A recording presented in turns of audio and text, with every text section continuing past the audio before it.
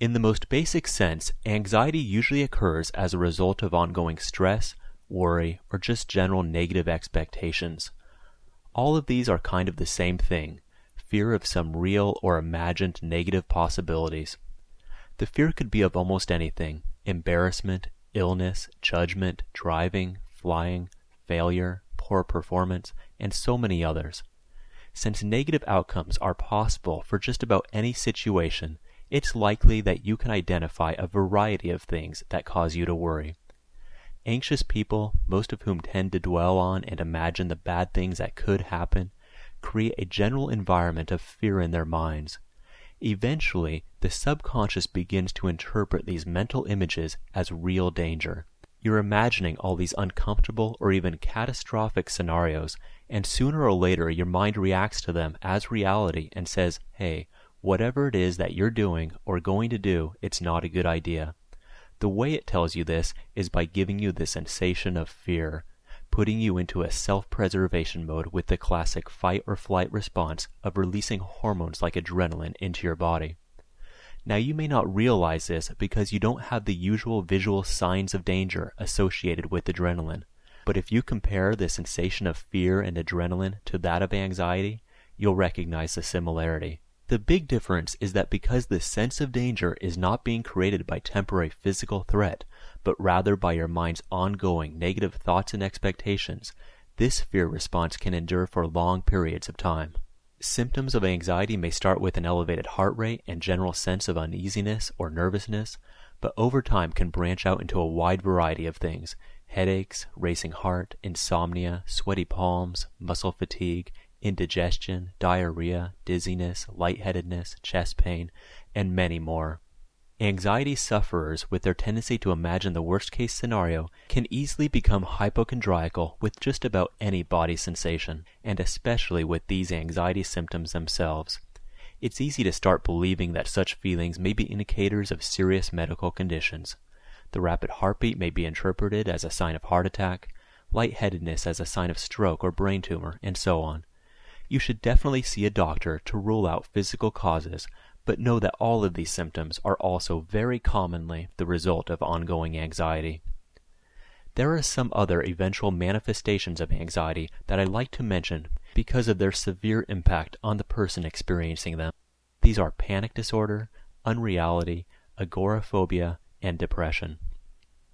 Panic attacks are often experienced as a feeling of dread, an intense fear that something terrible is about to happen, like you might die or lose your sanity. These experiences can be extremely frightening, especially since they can occur at any time and anywhere. Maybe driving in your car, standing in line, lying in bed, or just watching TV.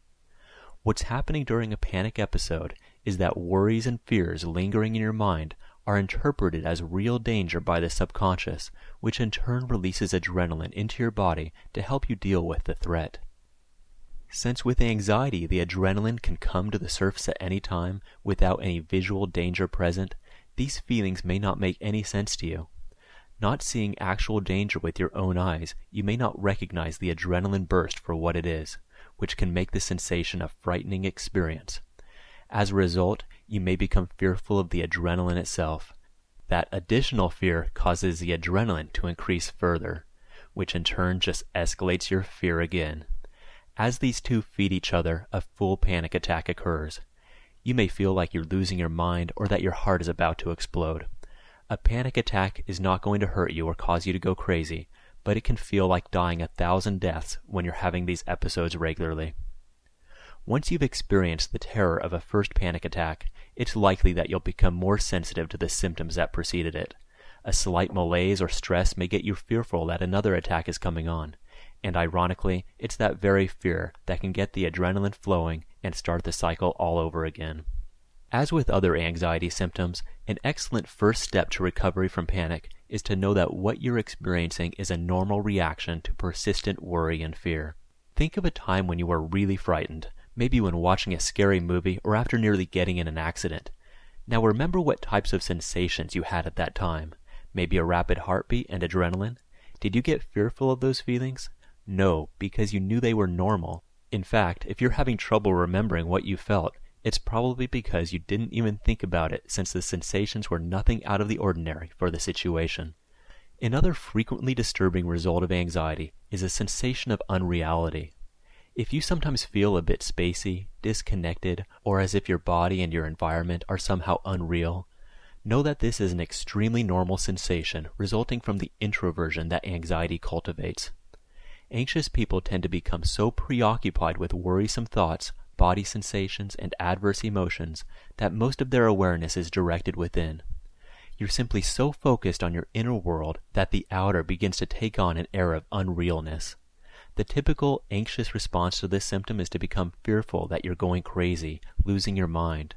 But there is a vast difference between the simple sensation of unreality caused by anxiety and true insanity.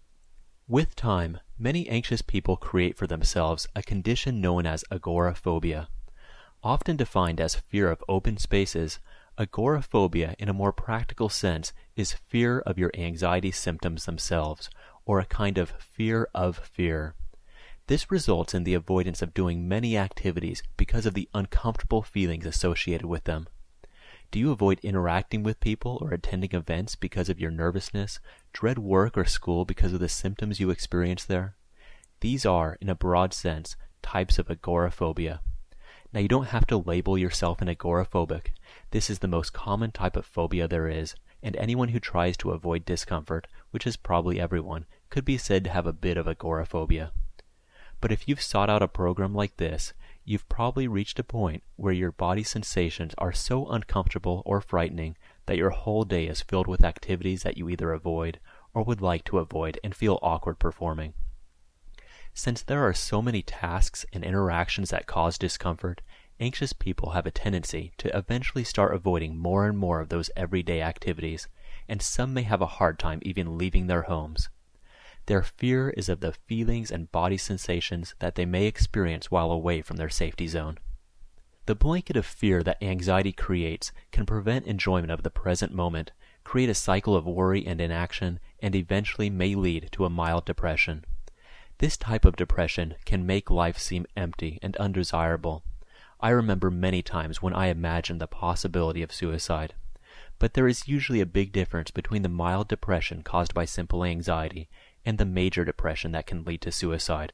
An anxious person might imagine suicide, but will probably be just as afraid of dying as they are of their emotional state, and not have an intention of really carrying it out. However, if you are not feeling afraid of suicide, if you're experiencing real hopelessness, or if you are considering methods of suicide, or feeling comforted by the thought, then you should seek help from a mental health professional.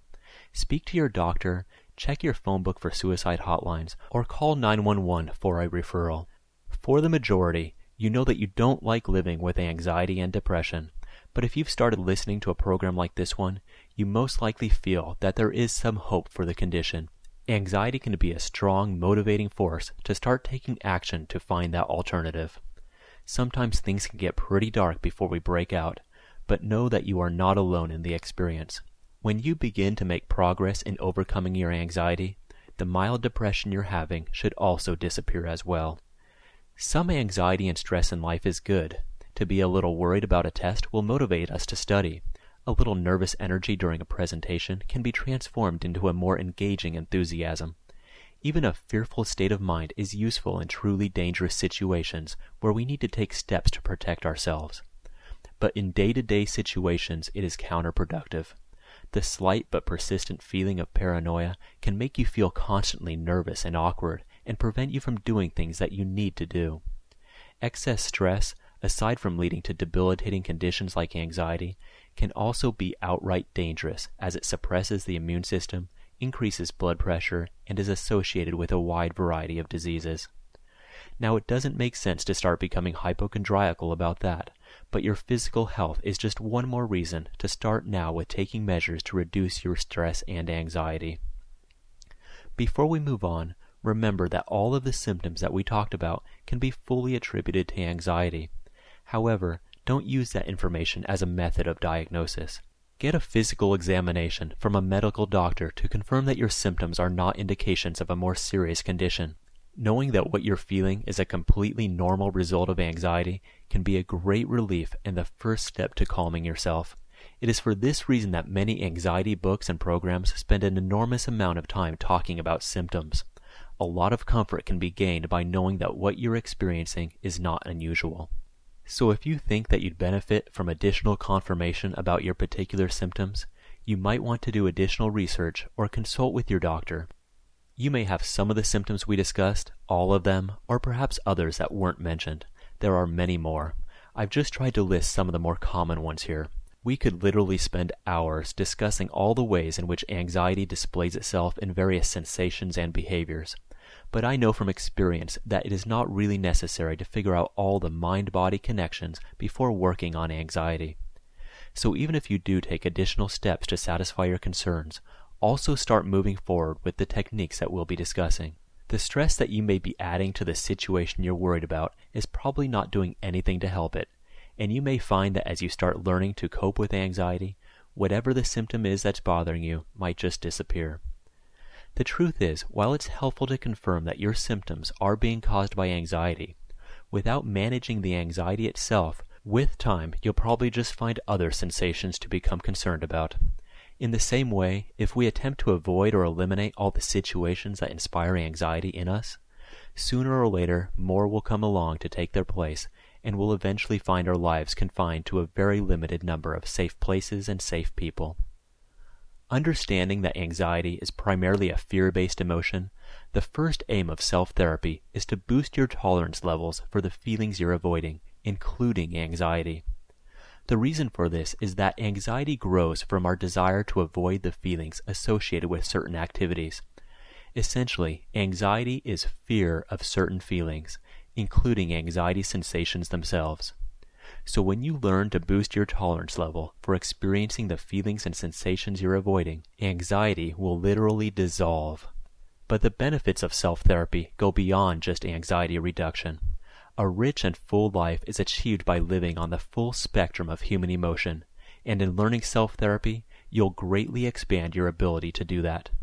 To feel the undesirable emotions like joy, we must be able to feel and go through the lower ones.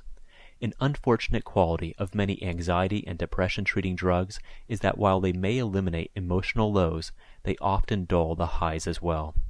Achieving inner harmony involves increasing tolerance for all emotions to a point where none can stop you from moving forward. This is the objective of self-therapy. So let's get started. Self-therapy is amazingly simple, but some of the concepts may seem a little foreign at first because they're new. In a nutshell, you'll be learning a new method of communicating with yourself. But the method of communicating in self-therapy and what you think of as yourself are probably going to be much different than what you might expect. What you're about to learn will expand your tolerance level for negative emotions, increase your ability to experience higher ones, and can virtually eliminate your emotional dependence on external events. As with interpersonal communication, self-therapy involves both speaking and listening, and this program is divided into 2 sections based on that. We'll start with the listening component because with those skills, you will be able to quickly take control of your emotions and prevent anxiety from overwhelming you. You will also find an excellent tool for simply gaining a greater sense of connection with and understanding of yourself. In the second section, speaking, you'll learn a powerful method of reprogramming your mind and then work on reversing the common thought patterns and behaviors that lead to anxiety. So, in other words, we start by learning how to manage current anxiety and then learn how to prevent it from taking root in the first place. As we get started, know that we are not out to suppress anxiety, or any other negative emotion for that matter. As previously mentioned, in order to experience the higher emotions like joy, we must be able to experience the lower ones. I call this psychological phenomena the emotional energy pendulum. To swing high, you must be able to swing low. How good can you ever feel if your positive feelings are accompanied by a constant fear of losing that comfort? Everybody experiences loss, disappointment, failure, rejection, and other adversity. If you handle such events with emotional avoidance or even fear the possibility of them occurring, anxiety will grow. but you can choose instead to experience such feelings with acceptance, even with an appreciation for the humanness they grant you, as you see them as stepping stones back to the other end of the emotional spectrum. The goal of self-therapy is to learn how to feel all body sensations with complete tolerance for their presence. Without fear of negative emotions, there will be no anxiety. To better understand self-therapy, let's look at how it was developed.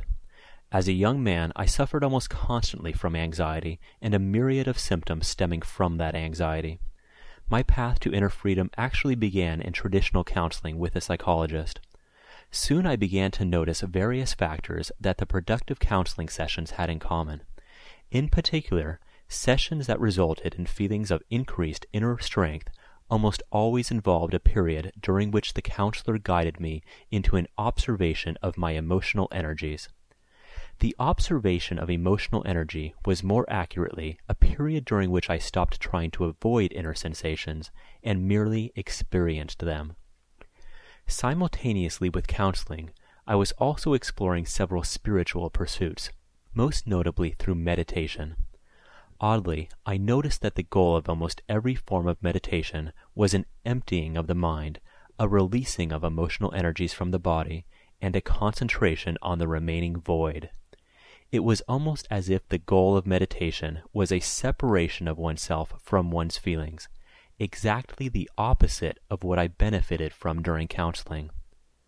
This can perhaps be a spiritual and relaxing experience, but when dealing with anxiety, it's really just a form of suppression with very short-lived benefit in the real world.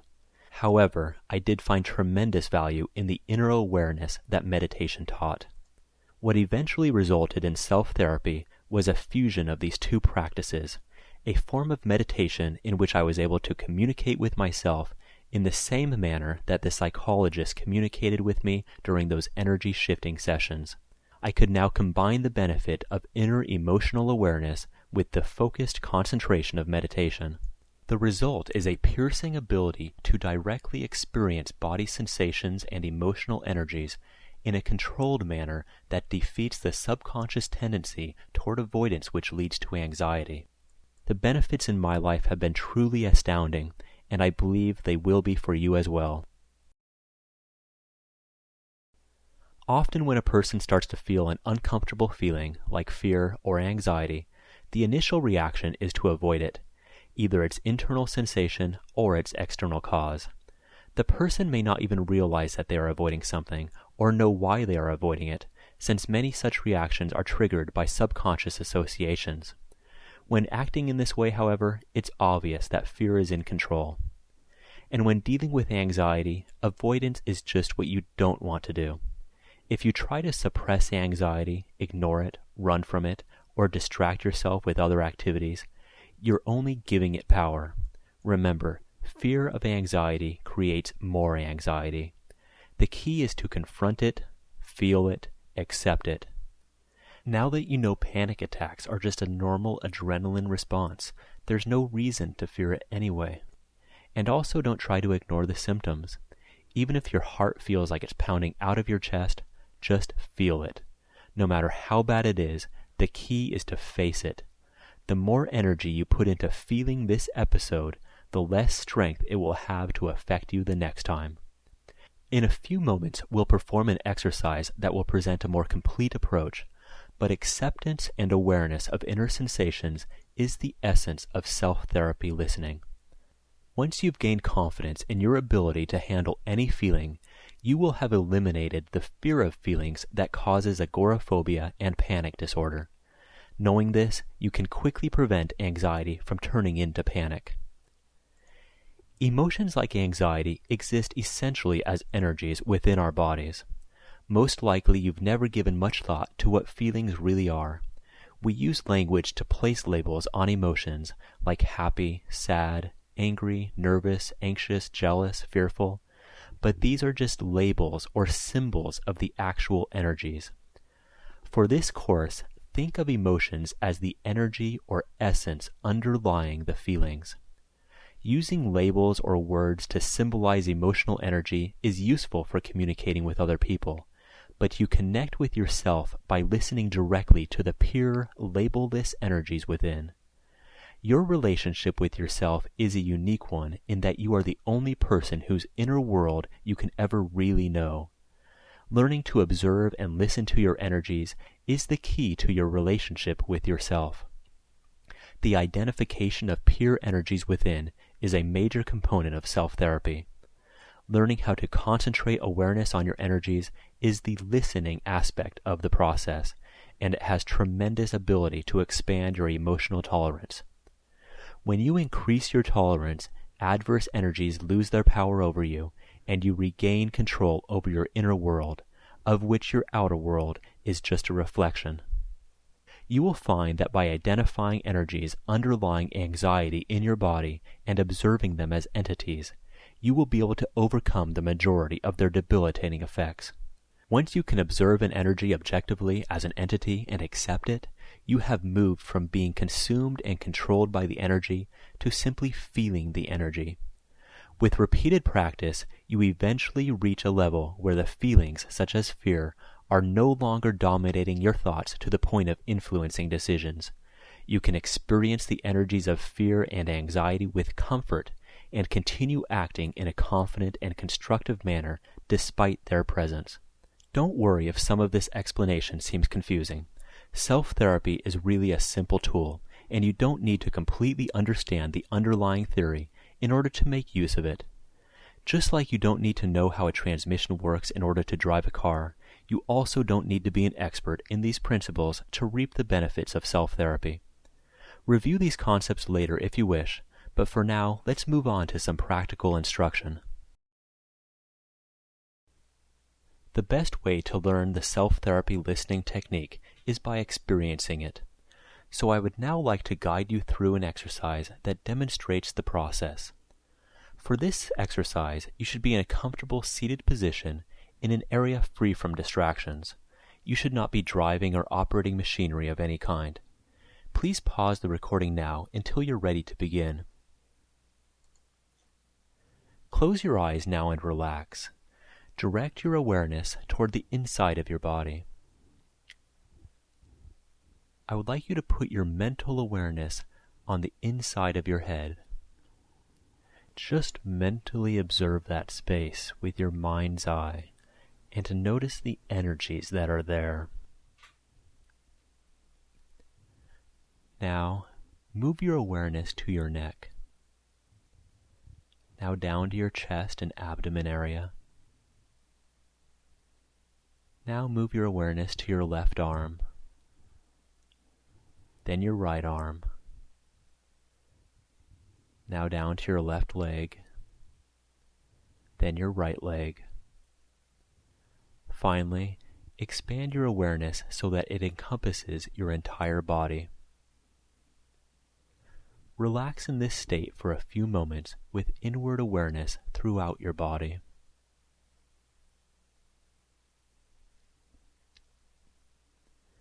Now that you have centered concentration within your body, I would like you to notice the sensations in that space. You can start in your head or any area of your body where a physical sensation is present. Each person's internal sensations will vary, but some examples are pressure in the head, tightness in the neck, or maybe aching in an arm.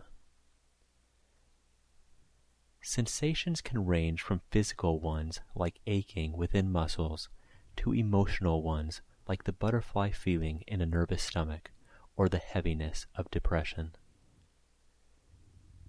If the sensation you find is of an emotional nature like nervousness, just observe it as the energy. Try to avoid placing verbal labels like nervousness or anger on energies. This type of identification requires an intellectual evaluation that interferes with your complete attentive listening to the pure energy. The key right now is to find and concentrate on the energies. You can instead describe energies with words like tingling vibration, smooth energy, dense, throbbing, and so on. If you don't feel anything, you are probably trying too hard. Just observe what's there. You don't need to force anything to be created.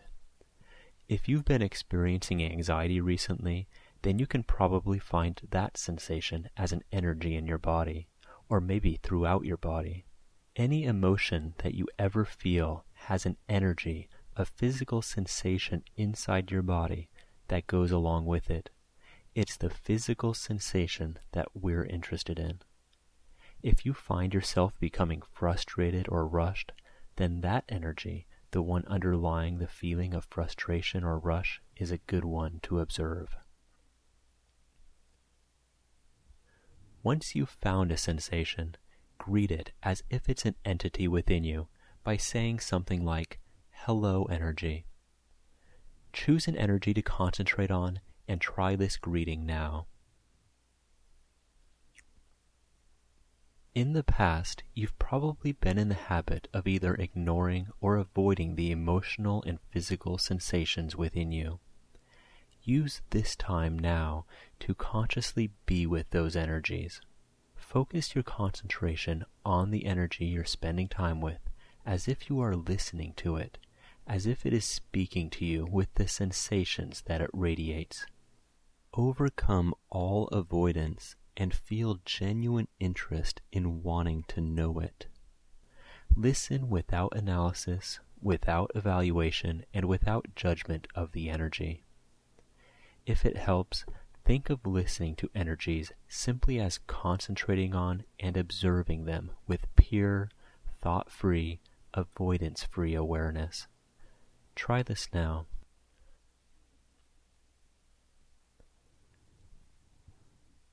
Just as a good listener would put all their mental attention on the person they are listening to, you should listen to the emotional or physical energy with all your accepting awareness, meaning free of analytical or judgmental thought. Continue doing this now for a few more moments.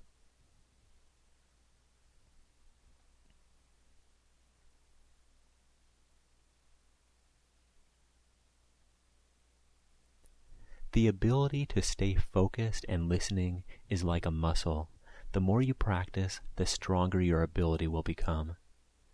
If you start to lose focus, say something to the energy like, "I am with you, energy."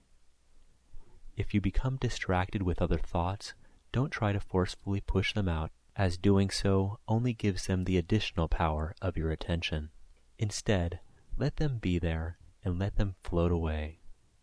They'll lose strength as you concentrate on the energy you're with. Just turn your awareness back to the energy and say something like, "Feeling, I am with you now. There is nothing more important right now than being with you. I want to know you." Continue listening to the energy with this in mind.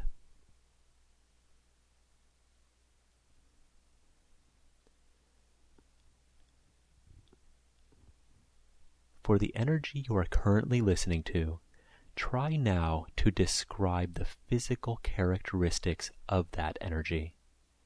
Reflect your observations to the energy as if you are speaking to it. You can do this either out loud or in your mind. Some examples are, energy, you are smooth and thick. Sensation, you are a tingling vibration in my stomach. Energy, you are aching and solid. You are dense or throbbing. Feeling, you extend from my stomach into my chest. Energy, you are shaped like a rod.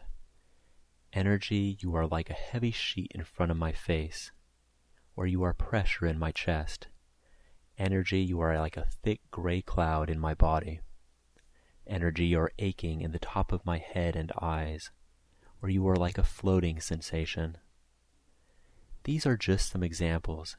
You will obviously have your own unique energies and therefore unique descriptions. Try to come up with as many descriptors as possible, including shape, density, size, feel, etc. Take a moment to try this now. Tell the energy your observation of its physical characteristics. Your description doesn't have to be exact. There's no need for perfection. Just reflect the first observations that come to your mind. Do this now, and I will rejoin you in a moment.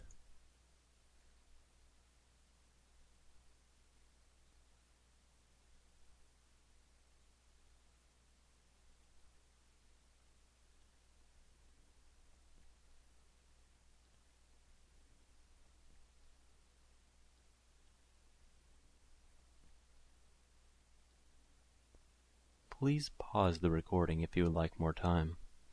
Otherwise, just listen to my voice now. You may find it easier in the beginning to use a feeling word for very obvious emotional energies. For example, if you know that what you're feeling is anxiety or nervousness, you can identify it that way, maybe saying, "Hello, nervousness." However, remember to listen only to the pure energy and then describe its physical traits. Do not get caught up in trying to interpret your energies or associate them with some external event. This energy describing process is actually a form of active listening. You are reflecting back to your inner energies your understanding of them. The process of reflecting helps maintain mental focus and requires clear observation and direct experience of the energy. By focusing on the physical characteristics, you are limiting the need for intellectual activity that interpreting energies into feeling words requires. This is also the best way to stay focused on listening to the pure energy. The observing, describing, and reflecting step is the most important part of the self-therapy process. The majority of your session should be devoted to this activity. If you would like to spend some more time listening to the energy you are currently with, please press the pause button on your CD player now. When you're ready to continue, you may resume the recording.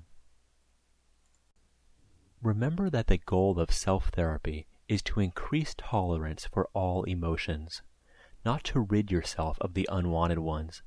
There is some irony in this because as you spend time listening to your energies, they often transform into feelings that are no longer overwhelming. Usually this happens within a few hours after a self-therapy session. You will notice that the energy that had perhaps been quite uncomfortable before your session becomes something that is easily tolerable. Sometimes energy shifts can even occur during the session itself. Energies may change shape or density, expand or contract, or move slightly. Sometimes an energy you're spending time with may even disappear altogether. Just go with these transformations and continue being present with the new ones that emerge. It will often be a nice side effect, but an elimination of unpleasant feelings should not be the objective of your interaction with body energy. To have a mental goal of dissolving your feelings will defeat much of self-therapy's powerful benefits. You are learning to be with your energies, and in doing so eliminating the magnification of uncomfortable ones that is caused by avoidance. So do not try to empty yourself of emotions. If you have opened your eyes, please close them again and turn your attention back to the energy you are spending time with. Affirm your acceptance of the energy's presence by repeating the following phrases to it. Energy, you are okay to be where you are.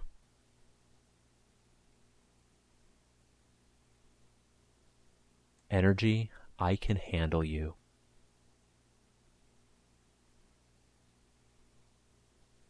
Feeling, I am okay with your presence in my body.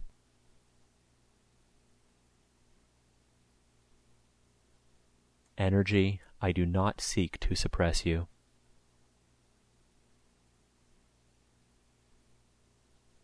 Sensation, I seek only to be comfortable with you.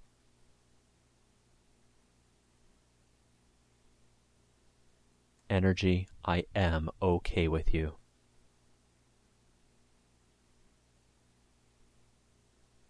Energy, I let you be as you are.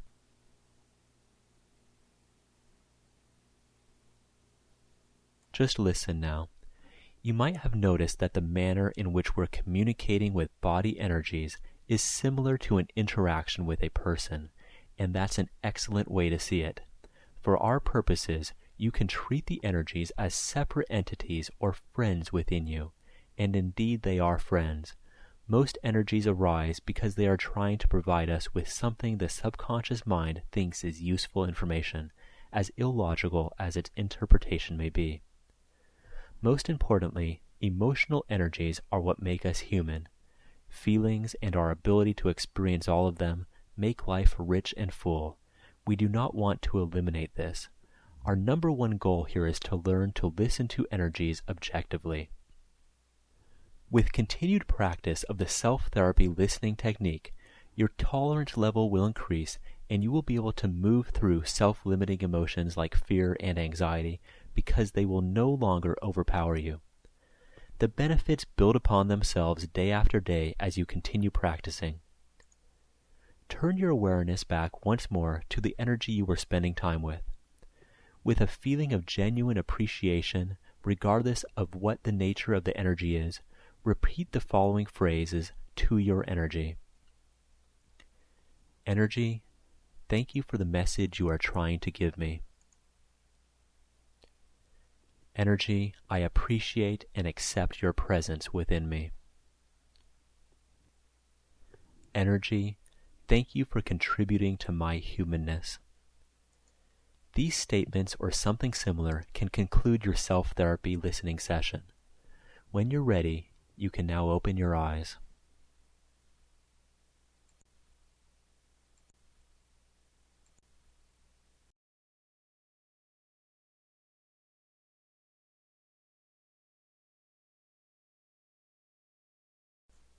Just listen now. This exercise has demonstrated the principles of self-therapy listening, but given the time constraints of the CD, we have only spent limited time with one energy. During a self-paced session, you can spend as much time with an energy as you wish, move between all the energies of your body, or repeat the same process for each energy that you detect. If you're still new to self-therapy and prefer the guidance of this recording, simply repeat this segment anytime. Once you're familiar with the technique, you can work independently at your own pace and even create your own variations of the technique. For example, you may choose to move from one area of your body to another, or to work first with the most uncomfortable energies. In my own sessions, I tend to work with the dominant energies first, and will jump back and forth between the listening and speaking steps, which we'll cover later. This technique does not have rigid rules, and you will undoubtedly find an approach that works best for you. Be aware that often you will find energies that you are not comfortable placing your awareness on at all, especially given that you're probably listening to this course because you have feelings of anxiety and fear that you've probably spent years trying to avoid. However, these are the most rewarding energies to spend time with. Directly observing underlying energies takes self-discipline and may initially be very uncomfortable, but your ability to improve your emotional state will be in direct proportion to your ability to extend your experience into the realm of discomfort. In fact, the best time to engage in self-therapy listening is in the period just before, during, or just after a situation that has caused adverse energies to arise. This is especially true if you're experiencing panic attacks. If you're feeling anxious or panicky and can safely do so, immediately engage in the self-listening exercise. Face that anxiety head-on by feeling it completely and not trying to prevent it. Greet the sensations, accept them, observe them, be with them, and experience them. You'll quickly prevent anxiety from turning into panic. Once you've been practicing the listening methods for a while, maybe even try going to a place that reminds you of an anxious episode and implement your self-therapy listening with the feelings that arise from memory. Each time you extend yourself in directly observing previously avoided sensations, the benefits of your efforts will grow and anxiety will dwindle. You'll be amazed at the self-empowerment you create by expanding your tolerance further and further each day. It's similar to exercising. Running 50 yards might wipe you out when you start on a fitness program, but as you extend your limits little by little on a daily basis, you soon find yourself running further and further. Before we move on, I'd like to stress once again the importance of this listening phase of self-therapy. You may be thinking that it's similar to simply feeling an emotion like you normally do, but there is a huge difference between simply walking around with a feeling and actually taking the time to fully listen to the energy directly. If you're suffering from anxiety, the manner in which you're currently experiencing adverse feelings is most certainly one of avoidance.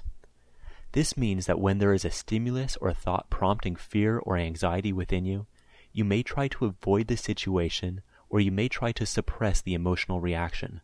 But it is by consciously taking time to completely feel the uncomfortable energy that you will boost your tolerance level for not only that feeling, but also for the situations that cause it to arise. In the next segments, we'll cover some useful variations of self-therapy listening. If there are certain types of situations that provoke unusually high levels of anxiety for you, or if there are past events in your life that plague you with guilt, anger, or other inner turmoil, here is a useful variation of the listening technique to help reduce the emotional impact of those events. One of the most powerful therapeutic tools of a mental health professional is the skill of active listening. An effective psychologist will employ active listening to guide a patient into emotional self-awareness. By prompting the person to describe a memory or how they are feeling, and asking for clarifications, the patient is led into re-experiencing uncomfortable emotional energies. This emotional re-immersion in a safe environment can drastically decrease the intensity of uncomfortable emotions. While such hand-holding can be beneficial, especially for deeply traumatic or repressed memories, the counselor is still relying almost completely on the patient's ability to heal their own emotional state. The healing is created by the experience of emotional energies that the doctor's active listening necessitates. Self-therapy empowers you with the same tool, without making you dependent on any other person for your inner harmony. There may be certain issues that you find too difficult to reflect on alone, and you should, by all means, seek a support group or good counselor if you think that would be helpful. However, for many emotional events, especially those revolving around anxiety, you can also be a good listener to yourself and provide to yourself the supportive and accepting environment that promotes inner healing. I would now like to lead you through an exercise that demonstrates how to do this. Before getting started, think of a moderately uncomfortable experience that you've had recently, or maybe just some general situation that causes you to feel anxious. We'll use that experience for demonstration. For this exercise, you should be in a comfortable, seated position in an area free of distractions. You should not be driving or operating machinery of any kind. Please pause the recording now until you've decided on an emotional situation to work with and are ready to begin. Close your eyes now and relax. Direct your awareness inwardly now and just feel the sensations of your body. Take a few moments to relax into the feelings of your being and let any thoughts just float away.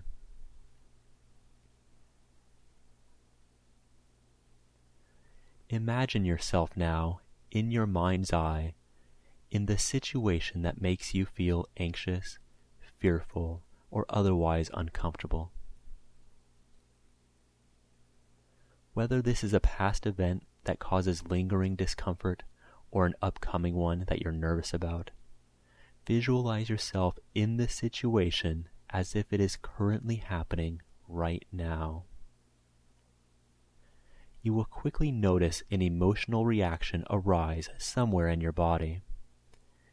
Immediately transfer your awareness to that energy. Just let the energy come. Let it be there without trying to stop it.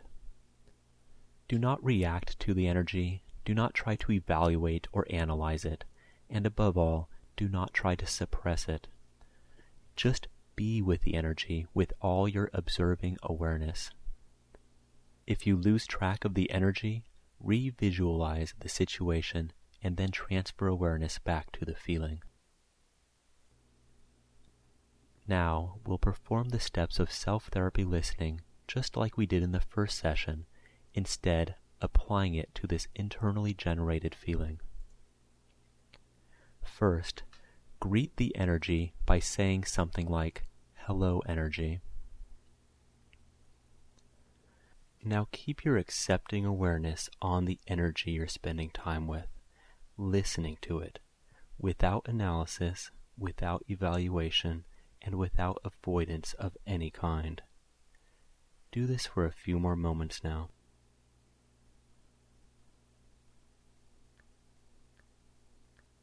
If you start to lose focus, say something to the energy like, "I am with you. I want to know you." Again, if you lose track of the energy, just revisualize the situation and then transfer awareness back to the feeling. Continue listening for a few more moments now.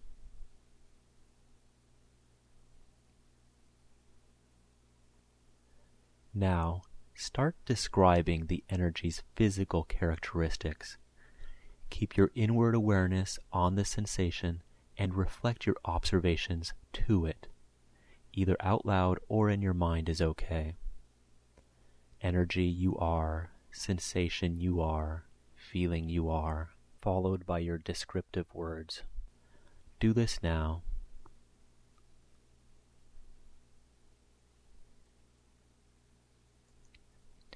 When distracting thoughts arise, just let them go and re-greet the energy. Tell the energy there is nothing more important to you right now than getting to know and be comfortable with it. Continue listening and reflecting. I'll rejoin you in a moment.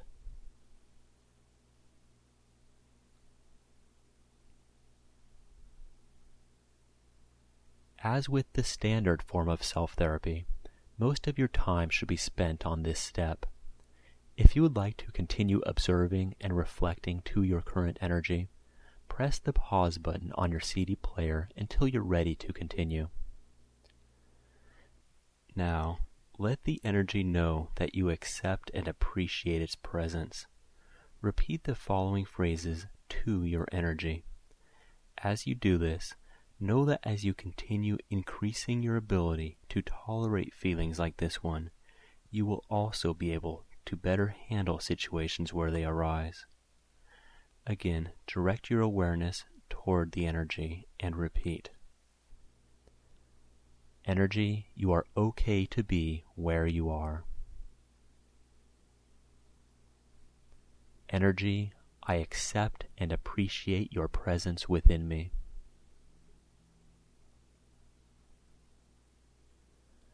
Emotion, I do not seek to avoid or suppress you.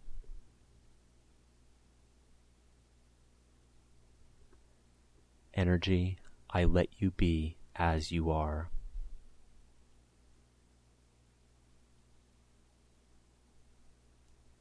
Energy, thank you for contributing to my humanness.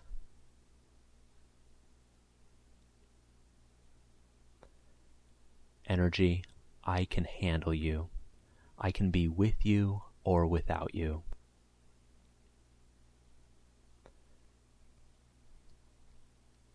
Just listen now. As stated before, you can move between these steps as you see fit. Stay with the energy until you feel that you are able to tolerate and even be comfortable with its presence. Not only does this have the therapeutic effect of reducing anxiety, but such tolerance also makes you less likely to try to avoid situations that you associate with adverse feelings. Once again, the most important component of achieving this objective is the practice of non-evaluational listening and focused observation of your energy. If you lose track of the feeling you started with, you may want to repeat the entire process. Start again by visualizing the situation so that the energy is refocused within you. You will probably notice that each time you start over, the original energy's tendency to emotionally overwhelm you becomes weaker and weaker. Eventually, when practicing this method regularly, you will have a hard time even finding the adverse energies that once affected you.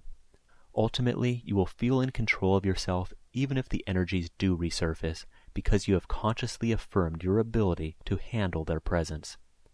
Many anti-anxiety exercises involve relaxation, perhaps using muscle contraction or peaceful visualizations. Relaxation is not the goal of this exercise that we're doing. To the contrary, we're actually visualizing a feared situation for purposes of recreating and fully experiencing the discomfort without emotional avoidance. Ironically, relaxation is usually the eventual result. If you would like to continue with this exercise, press the pause or back button on your recorder now. Otherwise, if you haven't already done so, go ahead and open your eyes, stretch your arms and legs, and take a few moments to readjust to your environment.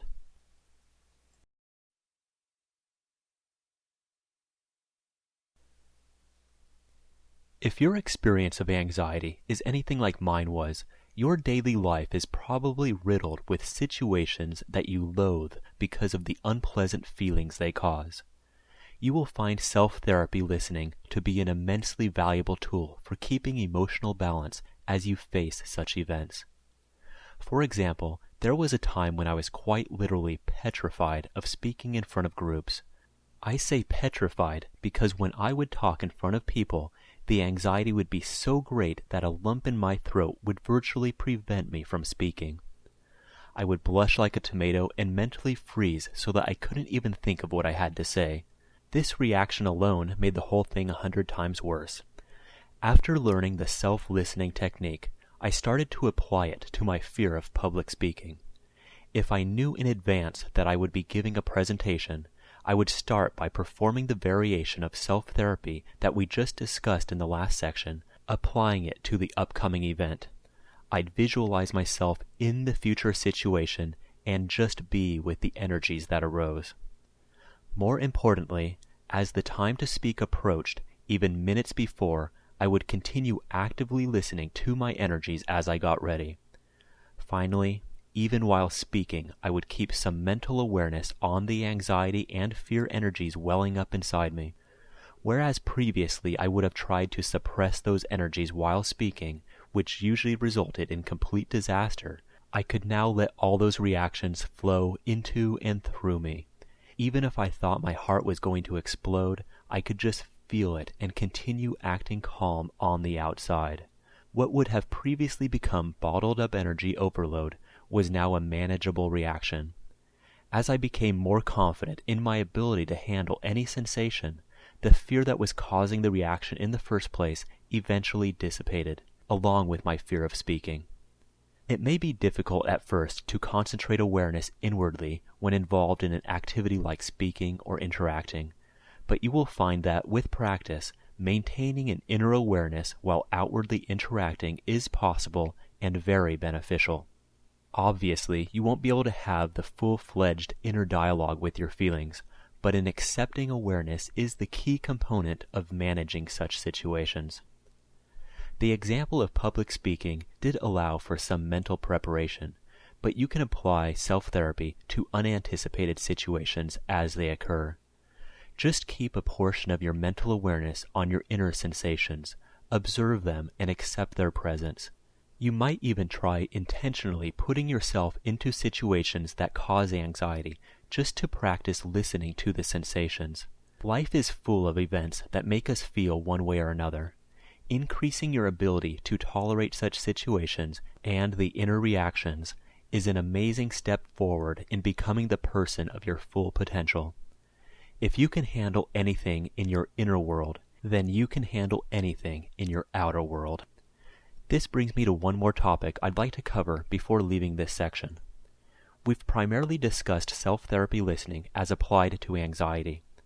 However, learning to experience other emotions without avoidance is also important. For example, think of how common it is for people to avoid loving someone because they are afraid of re-experiencing the sensation of loss, betrayal, rejection, or some other feeling that they had in the past. It's not fear of loss, it's fear of the feeling of loss. Embarrassment, anger, sadness, loneliness, and so many others as well. No one usually wants to experience these things, but they are sensations that make us human. The degree to which we've insulated ourselves from feelings we've grown to fear, grasping for comfort and security, is also a measure of how much we're limiting our lives. So regardless of what situations or sensations come along, take the opportunity to grow from them. Be with those feelings, observe their energy with acceptance rather than avoidance. Happiness, sadness, peace, suffering, love, loneliness, these things will come and go. Real joy and real security are found in being able to feel each moment and being okay with yourself in it.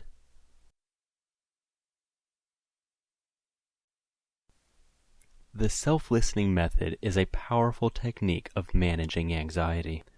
Listening to and gaining mastery over inner energies has profound benefits. Simply knowing that you can tolerate and no longer need to fear negative feelings or the situations that bring them will make a tremendous difference in your anxiety levels.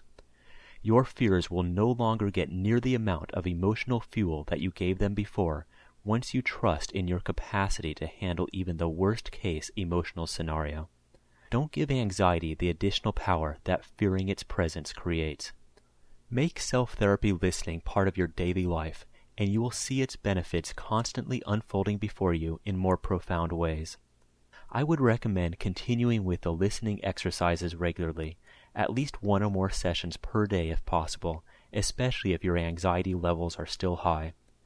It's a good idea to use the guided exercises in the beginning to be sure that you're applying the concepts correctly.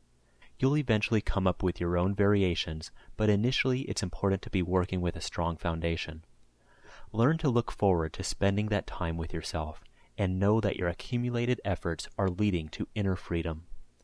The upcoming lessons are best utilized once you've managed your current anxiety to a degree that it is not overwhelming you.